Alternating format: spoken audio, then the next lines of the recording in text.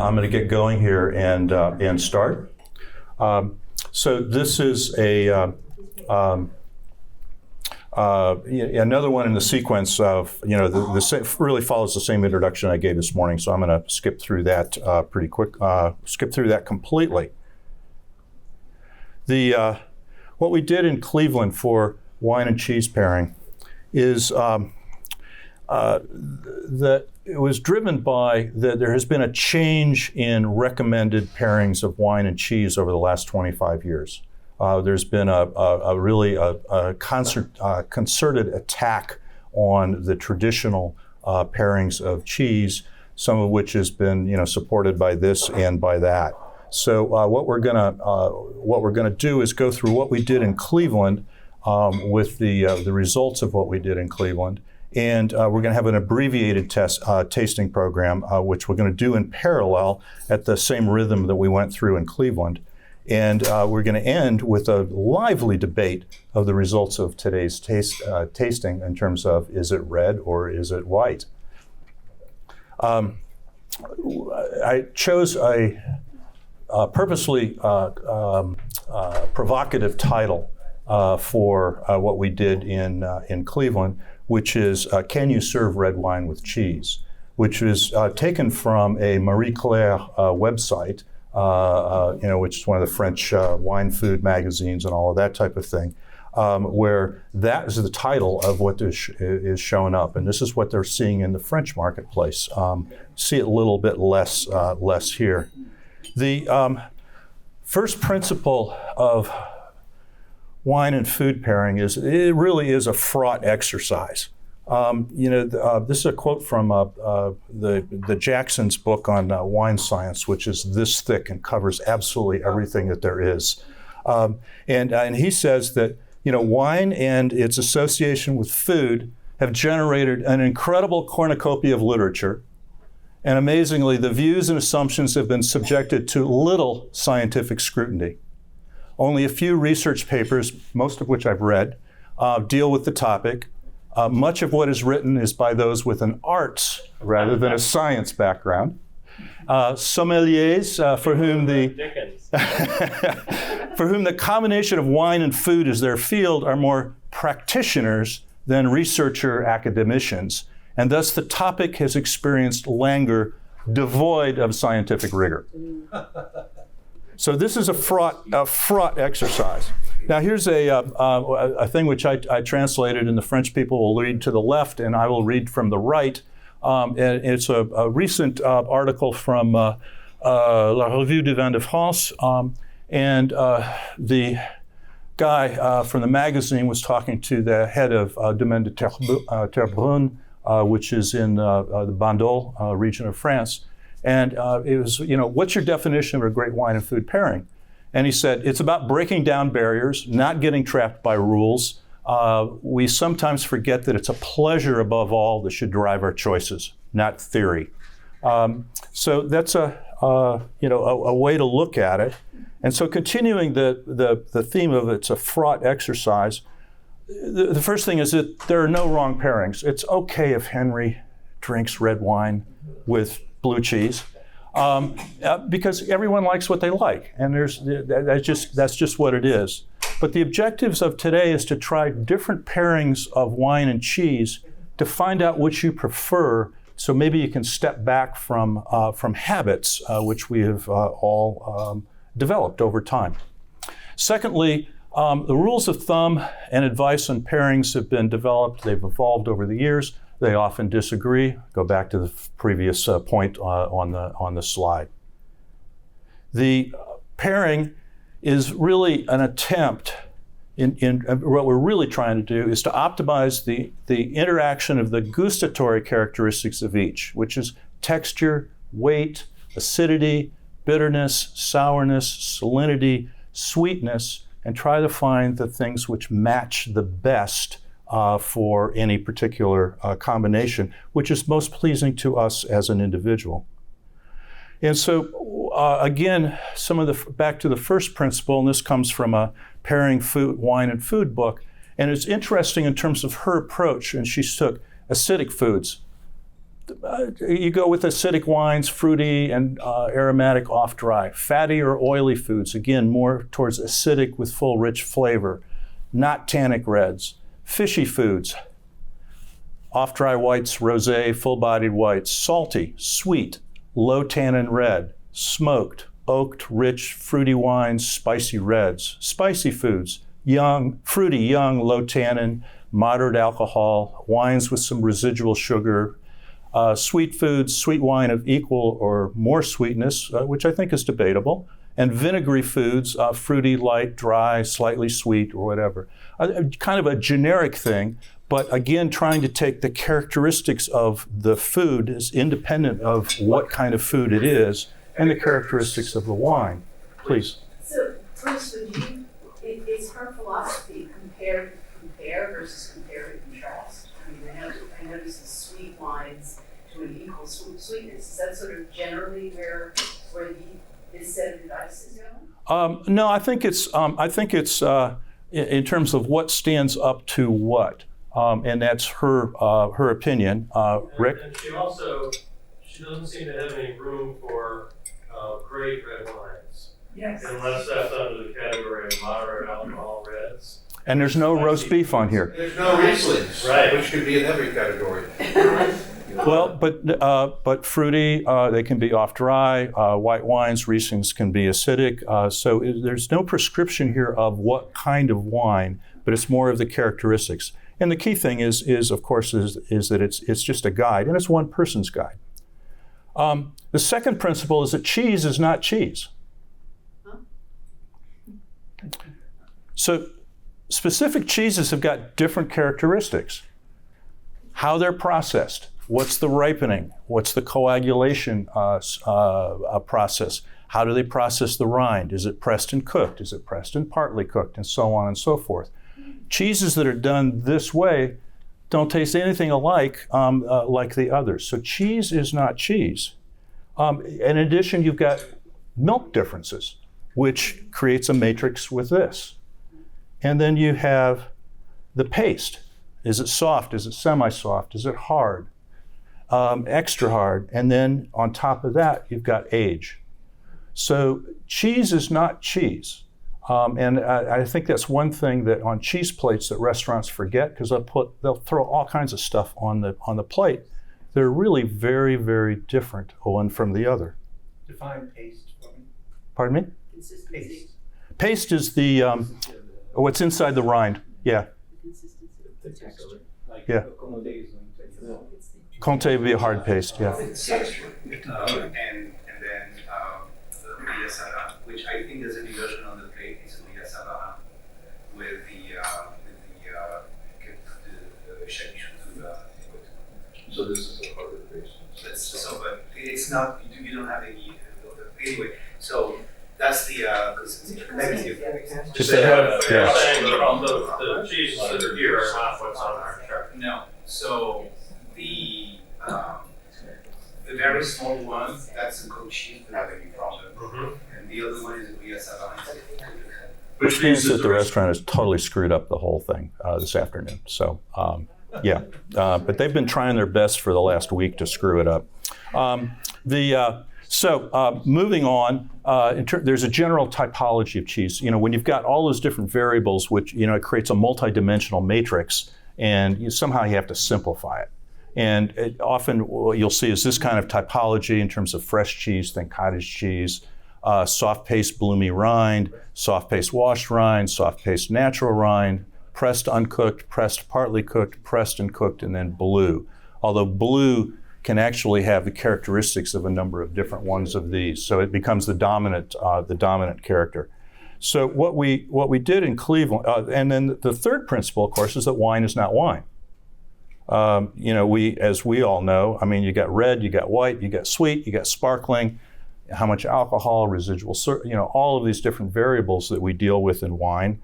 And then you've got the other variables due to, you know, what's the cultivar, what's the vintage, terroir, vineyard practices, all of those types of things. So there's more variables which get mixed up, so that wine is not wine, cheese is not cheese. And so what the program we did in Cleveland was to taste 6 flights of cheese, each with a different type from that typology. Each flight had 2 cheeses of the same type, and I think we're screwed up here today, which we will have to deal with. We had 5 wines to taste with each flight, 2 red, 2 white, and 1 sweet. But they were the same wines for every flight, so the wine variable was taken out between flights. The wines we did not identify the wines, but as I said, they were the same for every flight. And then after each flight, we had asked 2 questions about each wine and cheese interaction. And it was, did the pairing work for you? And then rank order it in terms of from most preferred to least preferred. And then we collected score sheets, and I'll have data to share with you. So the generic evaluation grid that we used was for a cheese. This one was the A Plus and the Winnemere, because we couldn't get any Vacheron.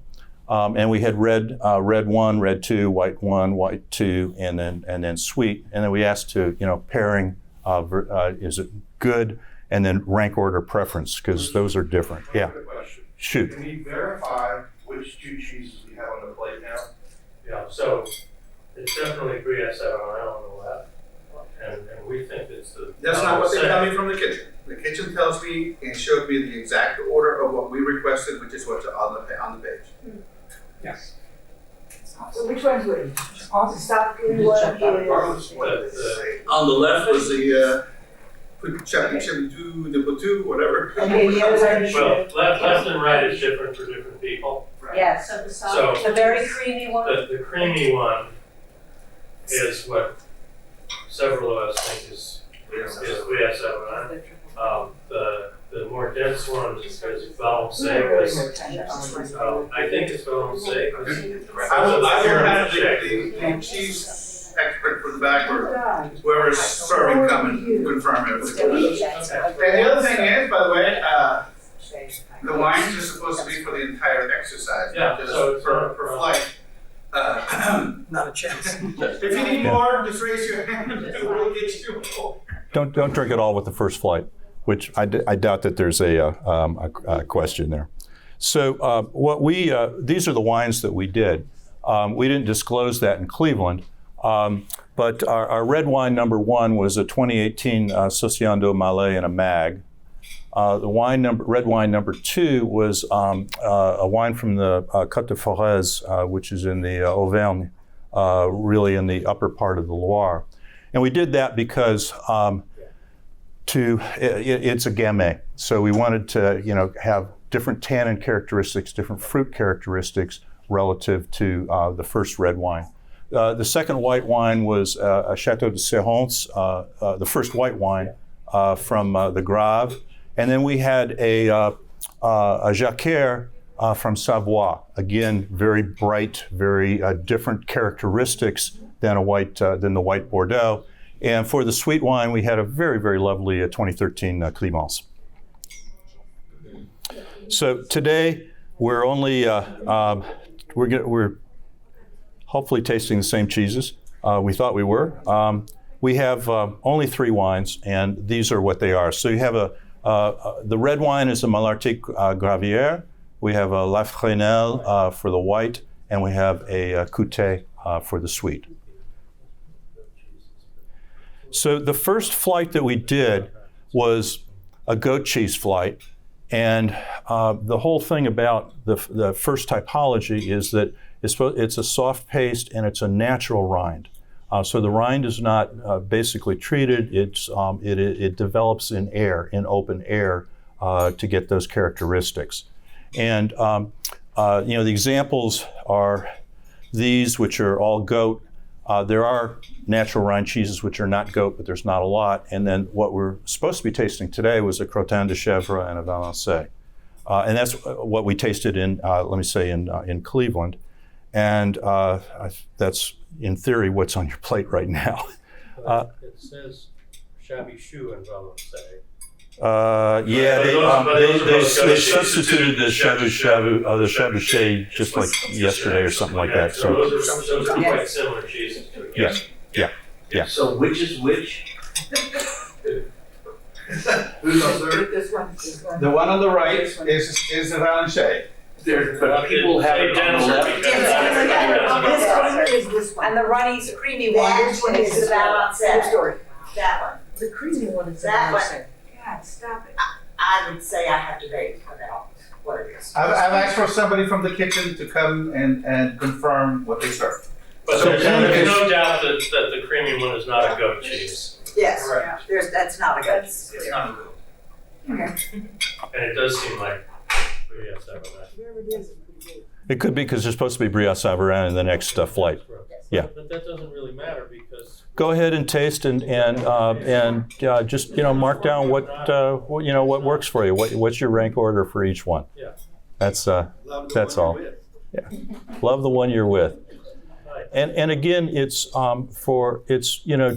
what do you think goes best with this cheese? Is it the red wine? Is it the dry white? Is it the sweet? That's the only real point of the exercise.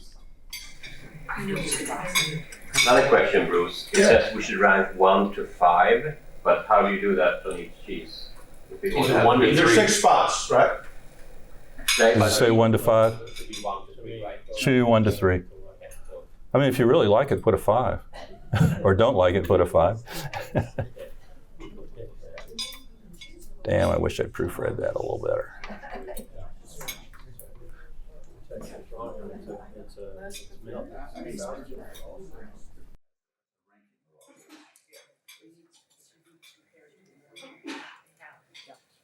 This is per flight. Or cheese as well. For cheese as well. Okay.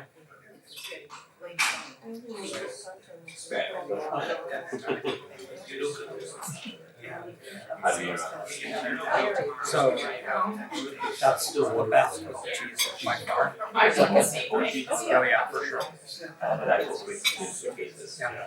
Yeah, I would But if they buy it, I don't think it works in any of the cheese. That's my taste. I like it. Yeah. I choose both, but not over those 2 bites. Yeah. You can tell What do you me think? something. Very first one. I like that. Yeah. And then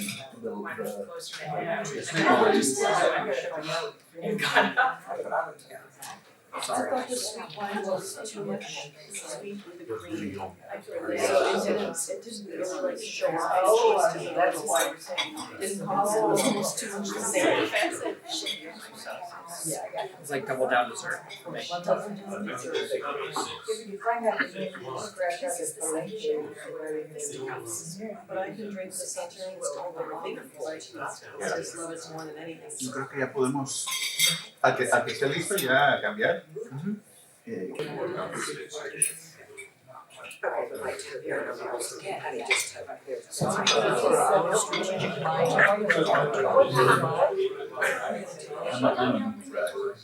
What's that? She's all about the data.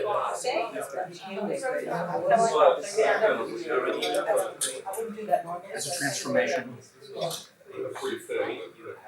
That's exactly, you just got this one, but here we can take. So we feel good about the second sheet. Is after. So you just getting a second dose of this, right?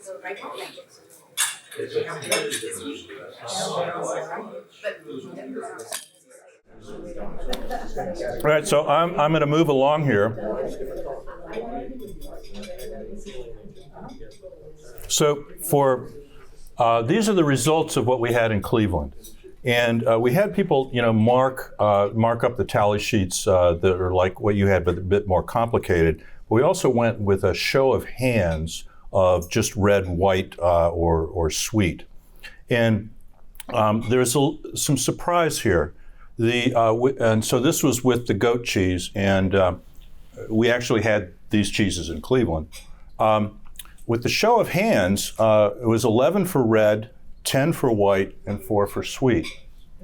But if you look at, I tried to simplify things in terms of number 1 votes on the tally sheet, meaning this really worked the best. For the crottin, we had 8 for the red Medoc wine, but we had 9 for the white Grave, and 5 for the Barsac. And then on the Valençay,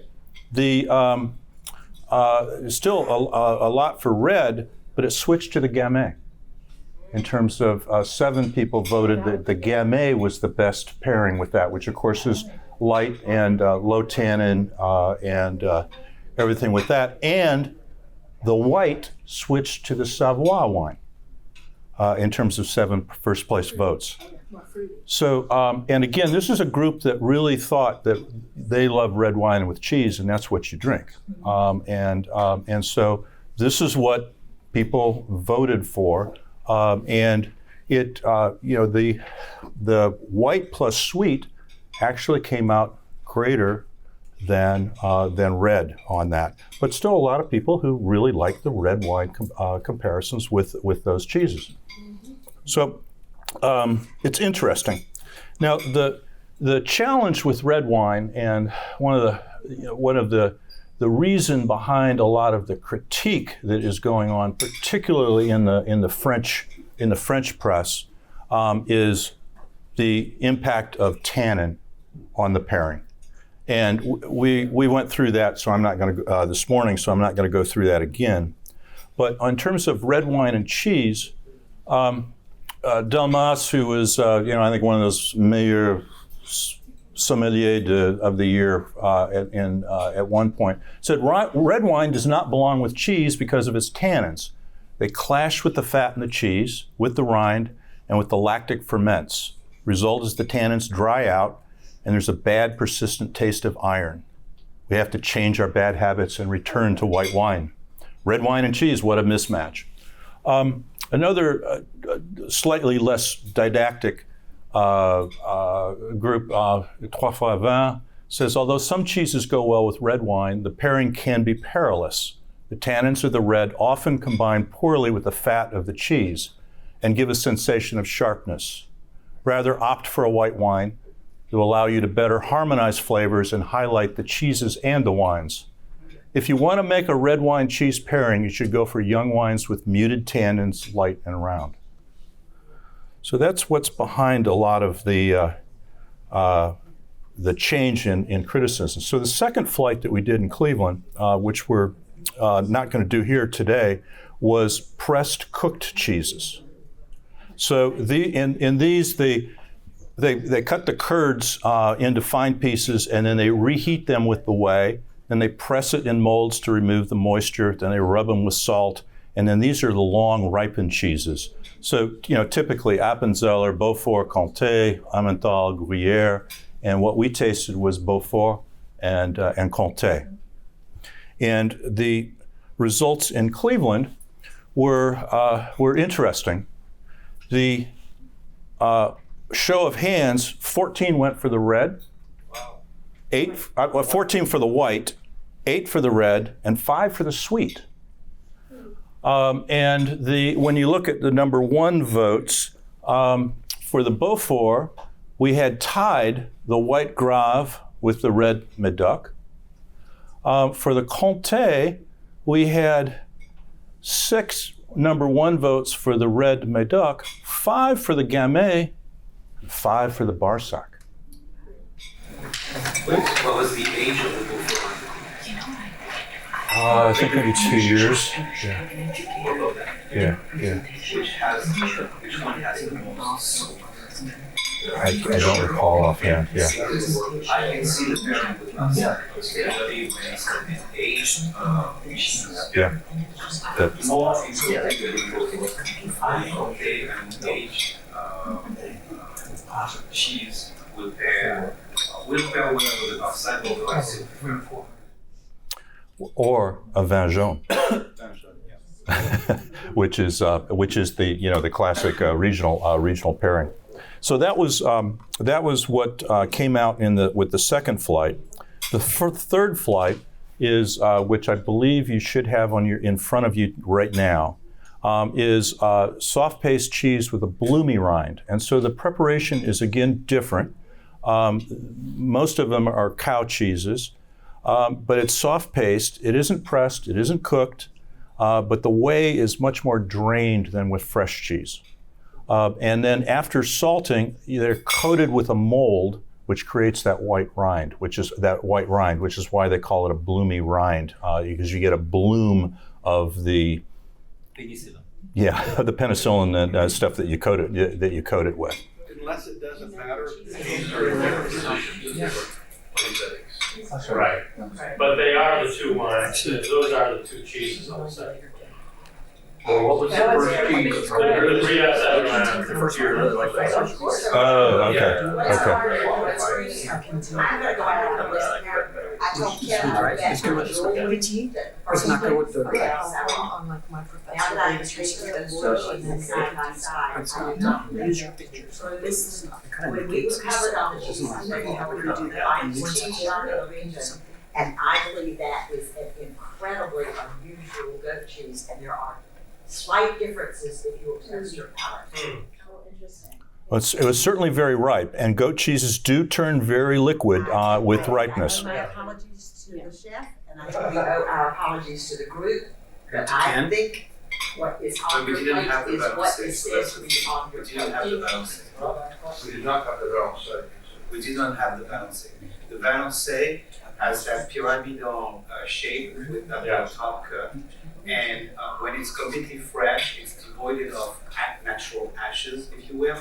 But with the aging process, which can be just a week or maybe two, you can have that reduction of ashes that forms around the cheese. So what But do you you still think, have that tangy, pasty taste of the balancing. what do you think was the denser cheese on the plate? So the denser cheese was the Chabichou de Poitou. Just Google it and look at the picture. Yeah. When you're gonna see that grain looking surrounding or rind, you know that's exactly the Chabichou. So the secret here is when you go out to dinner, take Mark out of it. Yeah. So let's have at it with this pairing. You've got another sheet for that, and we'll see what combinations work for us. These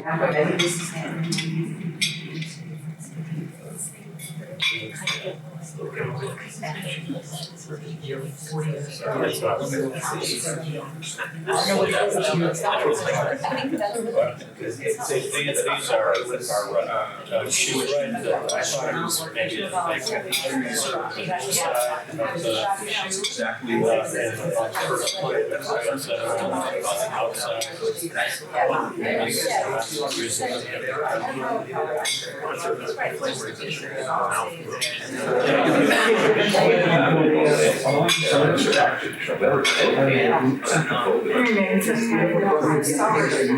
used to take a bunch of my friends to Mexico. We'd surf in the morning and golf in the afternoon. And the first day, everyone shoots like 95. By day 4, they're shooting like 8. And we're not even wearing stuff. We're not even in shoes. Surfing for 4 days, drinking, they bring us a margarita.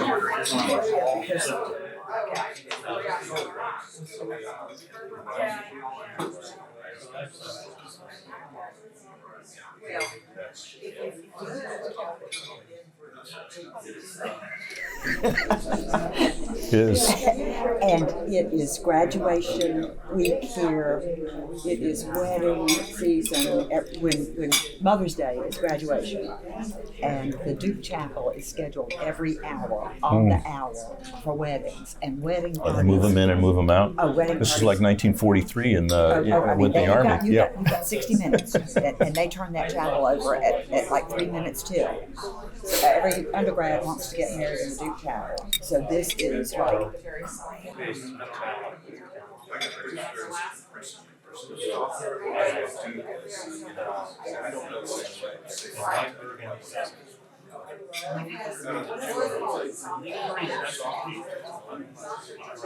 And it works with the rind.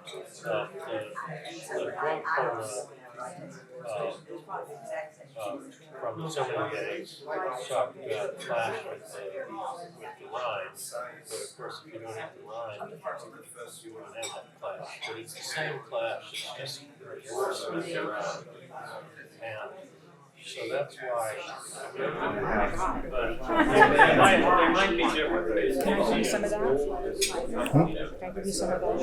I'm the one who's, no, everyone's afraid of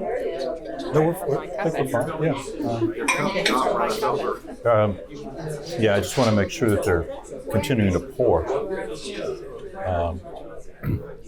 This is really fun, Bruce. Good. Given the level of conversation, my guess is that the sheets have been tallied. And we're ready to move on to the big reveal.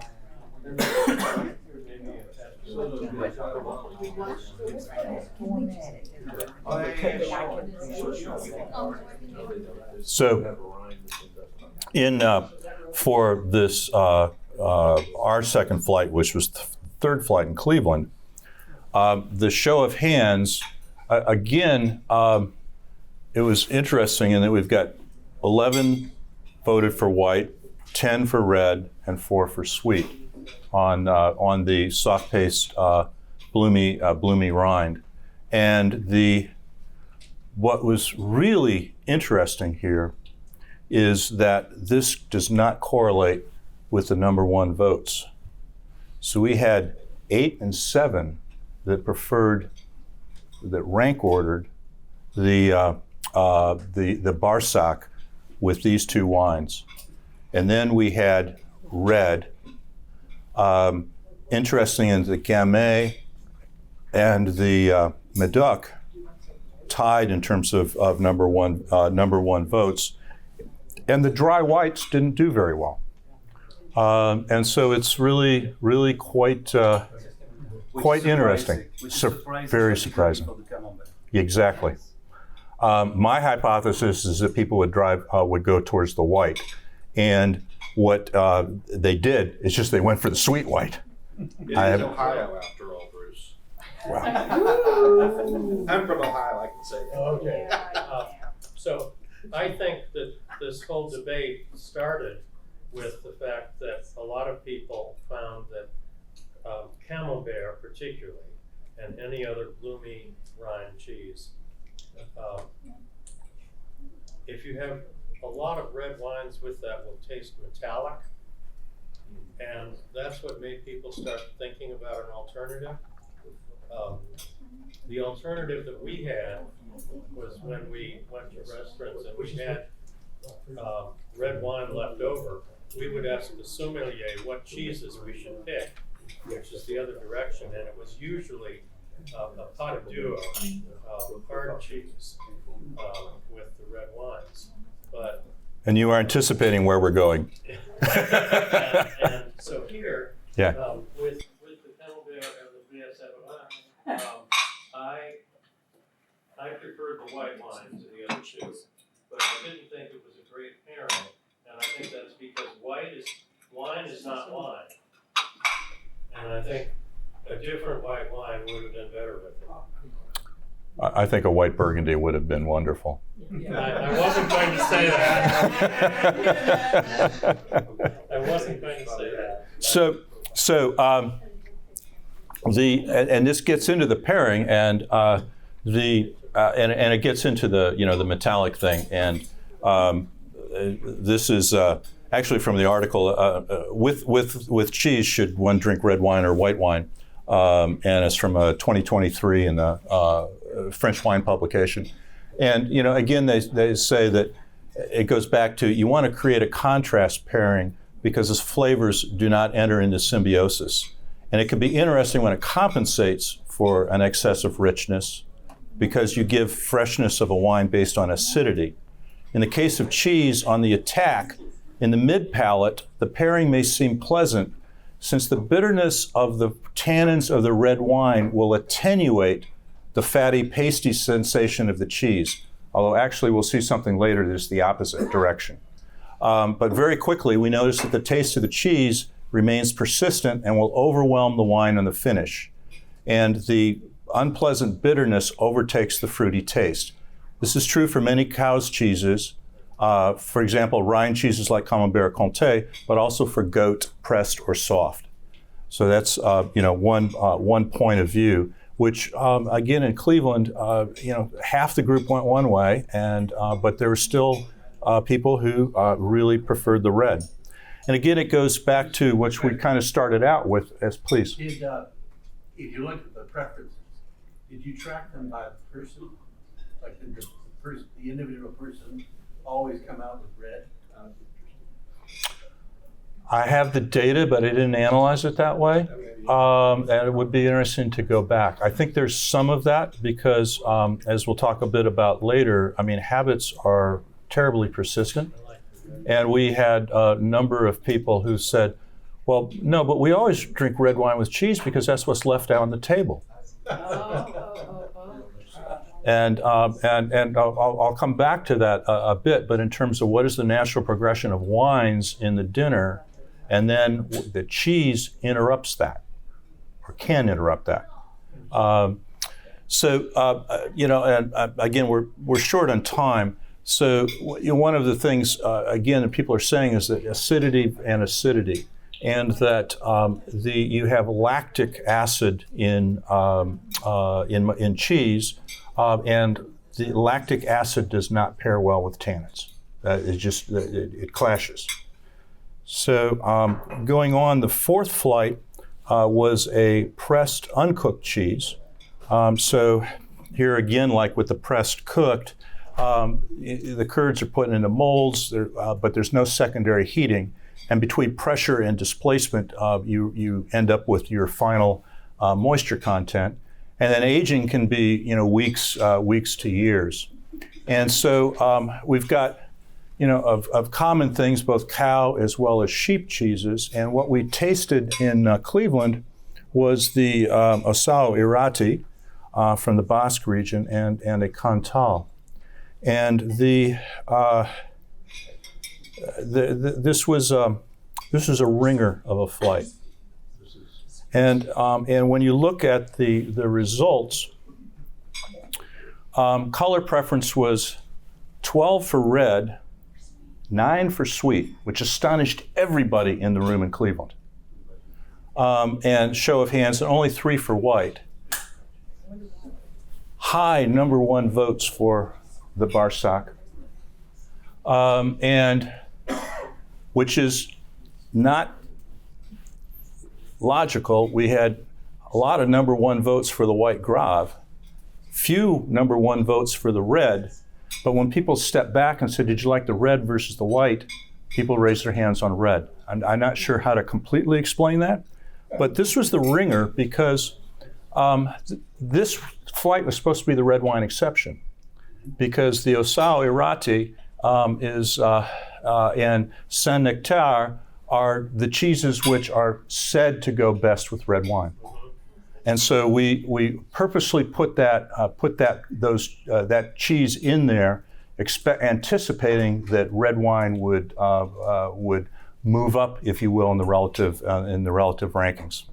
So that was the purpose behind that flight. And please. Quick question. Yeah. I've never had the Ossau Iraty. Is it the same as the Saint-Nectaire? Old sauce. It's soft. It's not as dense. Yeah. It's not as dense. It's a little bit softer. No, But it's still a cheese of pâture. But is it like dirty, soft smell? Like No, not at all. No. No, it's much more neutral, like Comté. Oh, okay. And flavor. Yeah. And There's a difference in texture. what particular aspect of Saint-Nectaire made it go with red wine? Is it the texture? Is it the? I think obviously not the wash, because he said take the rind away. Right. What is it? Cow? Is it? I don't know much about it. Well, it is a cow, and let's see if I go back. Do I have? No, I don't have it on here, but it is a cow cheese to my knowledge, and no, the Ossau Iraty is sheep. The Saint-Nectaire is cow. Yeah, and I think it's the whatever it is. It's probably a lower acid level. Is probably what it is. I can't say for sure, but that would be a working hypothesis. And the Osawa Irati is a much more neutral, is not a highly acidic cheese. I'm less familiar with the Saint-Nectaire. So the fifth flight was soft-paced washed rind. These are, the stinky cheeses, if you will. The Epoisses, I don't consider Livarot to be a particularly stinky cheese, but somehow it ends up on that list. Maroilles, Munster, if it's done right, okay, and Vacherin. We wanted to have a Vacherin. We couldn't find it in the marketplace, so we substituted Winnemere from Jasper Farms, which is made in the same style. And then we had the Epoisses, which is obviously very available. And here, again, is some striking changes in that the show of hands, 11 went to red, 11 went to sweet, only 1 went to white. The Medoc had 6 and 7 number 1 votes, but the Barsac had 6 and 11 number 1 votes. Particularly 11 was the outflyer with the Vacherin style of cheese.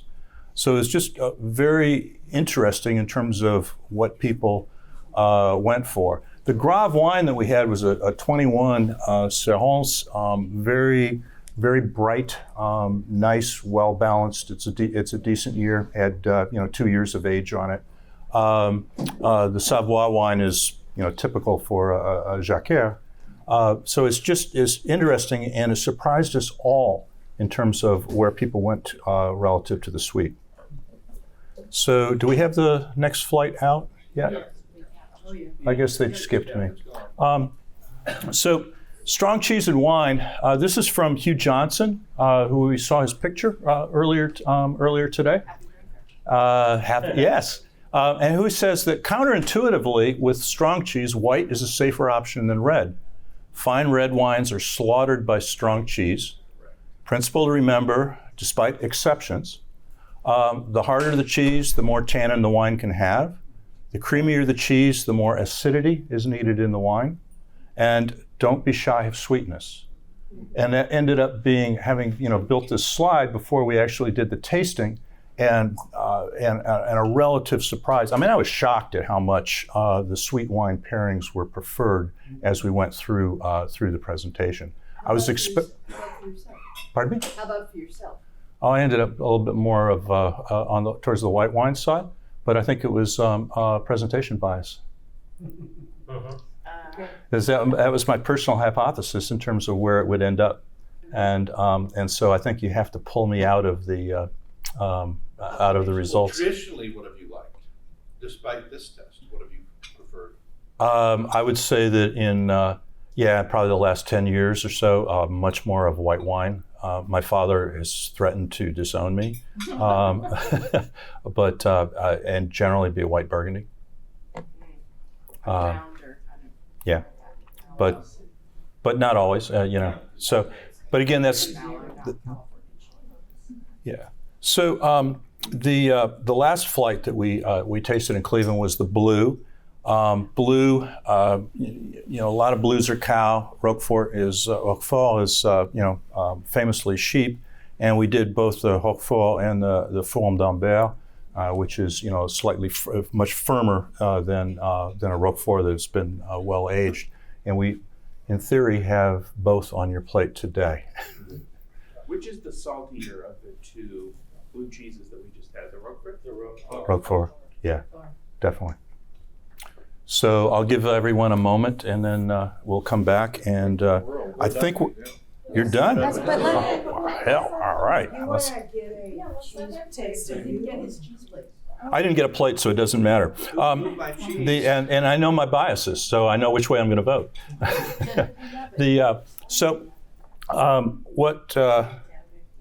What came out here is, again, not a surprise. Very high votes, number 1 votes for the Barsac, 11 and 9. More on the Fourme than on the Roquefort, which is a little bit of a surprise because there's more salt in the Roquefort. But this will be a comfort to Henry because We did have 6 and 5 Medoc votes number 1 with the blue cheeses, which quite frankly was a surprise to me. And I have been lobbying in Cleveland to get the Roquefort off the cheese plates because it's always with red wine, and it's for many of us it is a unpalatable combination, but for other people it is a very palatable. So in the place that's the largest market for Bordeaux wines, London and England, the tradition with blue cheese is to have it after the dessert and with vintage port. Yeah. And that's 2 shifts. Yeah, but they're having Stilton. They're not having. They're generally having Stilton, that's correct, or Stickleton. But yes, that is a difference. And I'm going to have some stuff on that in a moment. So to kind of summarize where we were going, in terms of, and I heard this some conversation around that in terms of, well, what are the implications for creating a cheese platter or a cheese course? And the first is, you got to ask your question: are you trying to highlight the wine, or are you trying to highlight the cheese? Or the interaction between the two. Selecting the pairing is a function of what's you're trying to highlight. Assuming there's the smorgasbord thing is, we'll just lay out something for everybody. The third is, if you're only offering one wine, which is normally what happens, pick the cheeses that go together, whether you're highlighting the wine or the cheese. The second is that if you're doing disparate cheeses, if you're doing more of a smorgasbord, clashing cheeses, offer more than one wine. And in the Chevalier, if I can say that word, in Cleveland, we offer a white and a red with cheese course, systematically. Systematically. We put, they're both on the table, you choose. Well, but they're burgundy, so they both work. What we've been doing in Dallas lately, I've encouraged people, and a lot of people don't have the restraint to do this. I say, hold some of your white wine. Yeah. If you can.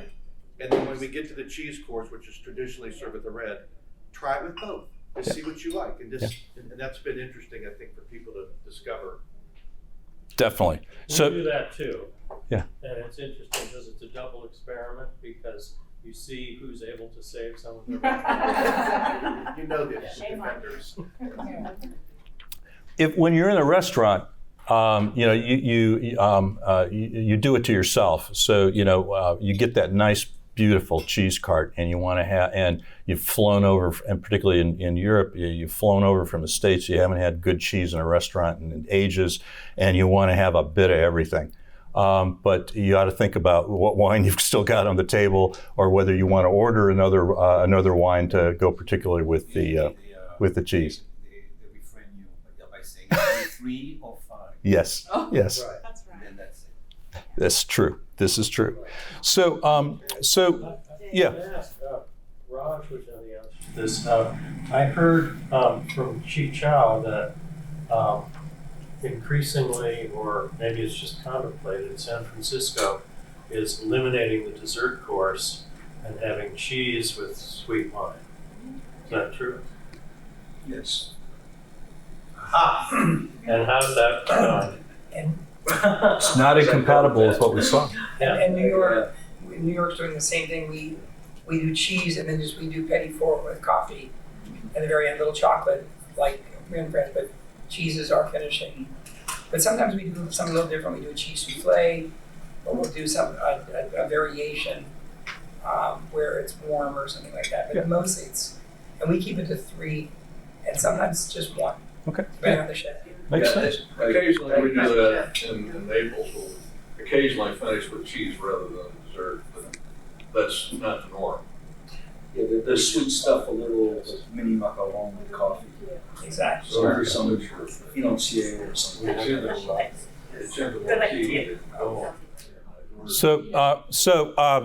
One of the questions about the evolution and pairing is, and this is a little bit back to the art and science thing. Is it fashion or is it taste?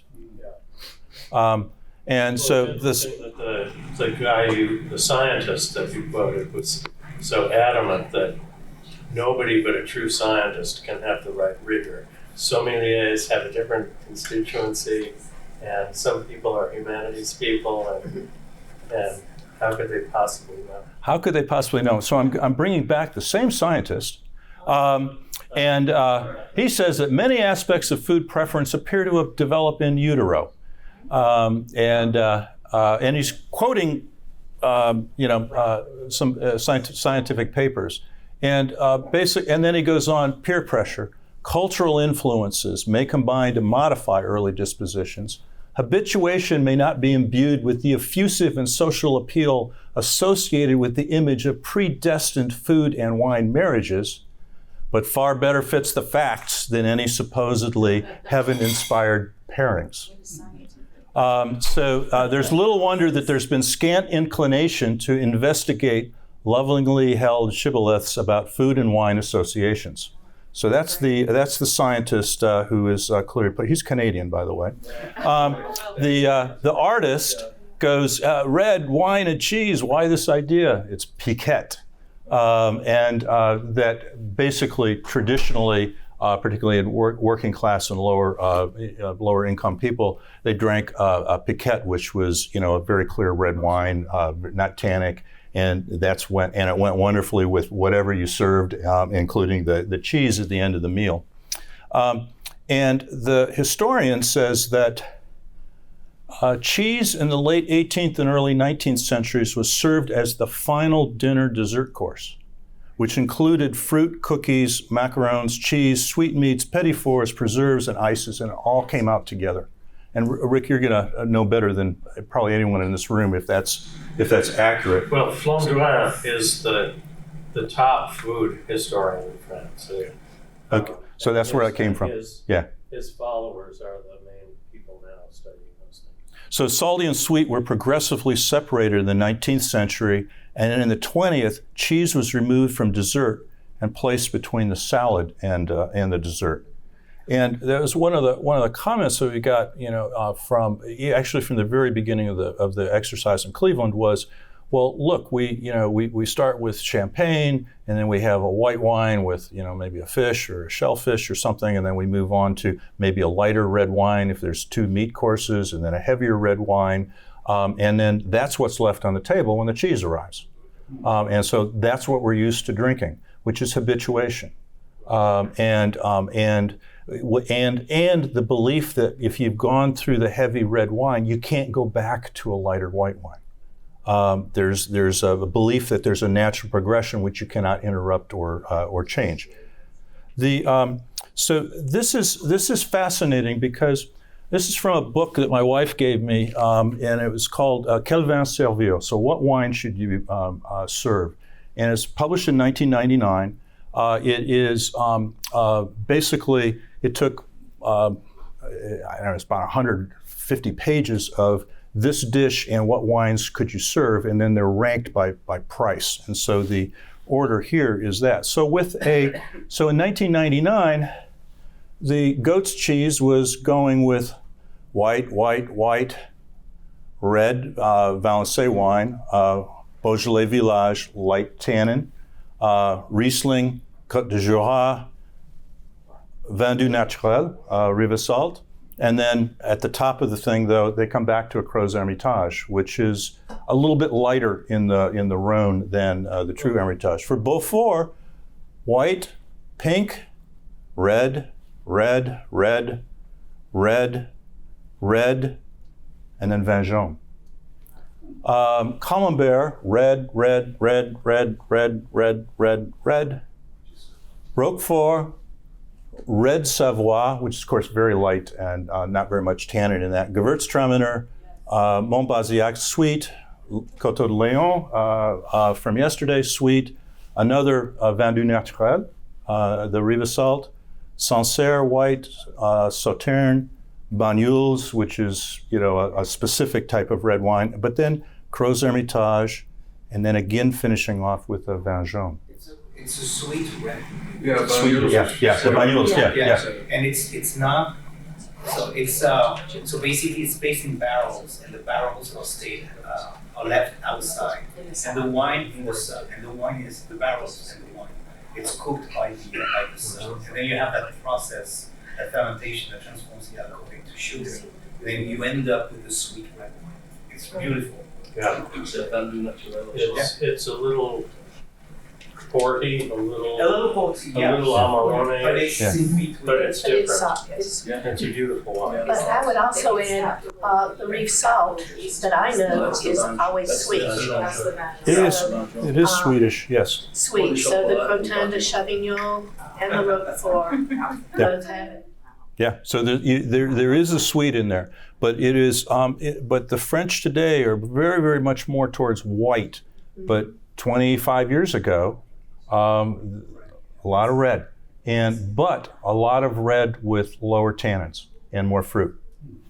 So what we did in Cleveland was we went for something completely different, and we then basically served cider with the Camembert, which was a hit. Great idea. It was a hit. It's a Norman cheese. Yeah. And so I've got just a couple of minutes left here. So the lessons learned from the presentation were, Six Flights was a lot, took a long time, and attention did flag with a subset of attendees. The pairing versus ranking score, which I devised, was too complicated, took too long, and had some problems with the scales. The show of hands was good, quick, because if you want to do something like this yourself, it's what do we do right, what do we do wrong. Quick feedback was good on the show of the hands, but the results were somewhat inconsistent with the tally sheets. And the number one votes were not highly correlated with arithmetic averages or show of hands, and the reason was the clustering of second and third preferences in a rank order thing. And the other thing was that the preference for sweet wine pairing was beyond expectation, except for the blue. Red versus white was really almost 50-50 throughout. The cider Camembert pairing was a hit, and these were the number one votes for the different flights in terms of who came in. Now there's a number of comments which I think we've already done about the normal progression of wine, so I'll skip through that. And it was some other study which I had read but had not fully assimilated when we did it in Cleveland. So this is a new slide. There's a 2021 University of Bordeaux study which basically on the Camembert effect, which is in the literature, which is full-fat cheese attenuates the dryness in the mouth produced by young, strong tannic wines. And what they did was they had people drink olive oil and grapeseed oil and rapeseed oil, and then they did that attenuate the astringency? And the answer was yes. But that's attenuating the astringency. It doesn't necessarily mean that it is getting rid of the clash between things. And the second is the UC Davis study from 2005, where they did 8 cheeses and 8 wines, and they had a sensory evaluation of the wines, sensory evaluation of the cheese independently, and then they did a combined sensory evaluation of tasting the two. And what they determined was that the wine and cheese interaction was not significant. That basically each of the individual cheeses in general had the same effect on all 8 of the wines. And the cheeses with the largest effect on perceived wine attributes were the blue and the hard cheeses. And the final conclusion was, contrary to common perception, cheese and wine pairing translate into wine character suppression more than enhancement. So when they did all of those interactions, none of the cheeses enhanced the wine. They all suppressed the inherent characteristics of the wine as they had been evaluated prior to the interaction. So it's really quite interesting. And again, in theory, that's science, a very, very interesting thing to think about as after what we've done today. And so now we're going to move to the great debate. Huzzah!